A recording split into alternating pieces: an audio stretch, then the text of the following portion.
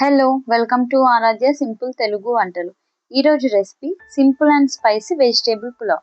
దీనికోసం స్టవ్ పైన కుక్కర్ పెట్టుకొని 2 టేబుల్ స్పూన్స్ నెయ్యి వేసుకోండి. 3 టేబుల్ స్పూన్స్ ఆయిల్ వేసుకోండి. మీకు నచ్చితే మొత్తం నెయ్యితో కానీ ఆయిల్తో కానీ చేసుకోవచ్చు.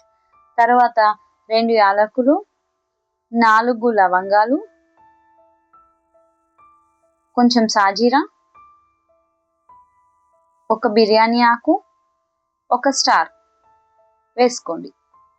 తర్వాత మనం కట్ చేసి పెట్టుకున్న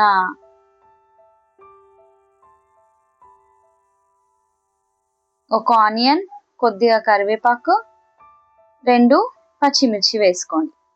అదంతా బాగా కలిపాక గ్రైండ్ చేసి పెట్టుకున్న ఒక 10 పచ్చిమిర్చి వేసుకోండి. పచ్చిమిర్చి పేస్ట్ వల్ల టేస్ట్ అనేది చాలా బాగుంటుంది. అదంతా ఒకసారి కలిపి 1 టేబుల్ స్పూన్ అల్లం వెల్లుల్లి పేస్ట్ వేసుకొని అది కొంచెం పచ్చివాసన పోయేంత వరకు కలుపుకోండి. తర్వాత కొద్దిగా మిరియాల పొడి తీసుకోండి. మిరియాల పొడి వల్ల టేస్ట్ అనేది చాలా బాగుంటుంది. తర్వాత కట్ చేసి పెట్టుకున్న 1 కప్పు బీన్స్, ఒక 2 టమాటాలు,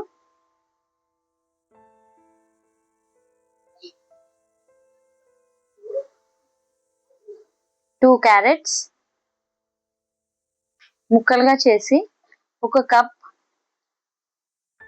పచ్చి బఠానీలు, 2 ఆలు వేసుకొని కలుపుకోండి. ఇక్కడ నేను బఠానీ ఫ్రోజన్వి తీసుకున్నాను.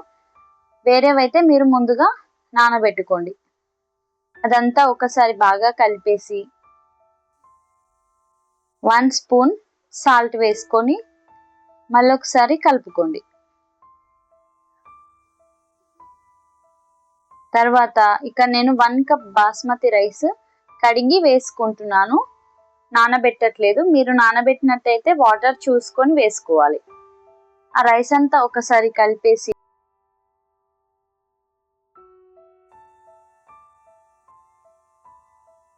అదంతా బాగా కలిపాక 1 గ్లాస్ రైస్కి నేను 1.5 గ్లాస్ వాటర్ పోసుకుంటున్నాను. మీరు ఆల్రెడీ రైస్ నానబెట్టినట్టయితే 1కి 1.25 వాటర్ పోసుకోండి. అదంతా ఒకసారి కలిపేసి కుక్కర్ మూత పెట్టి మీడియం ఫ్లేమ్లో 2 విజిల్స్ వచ్చేంత వరకు ఉంచండి.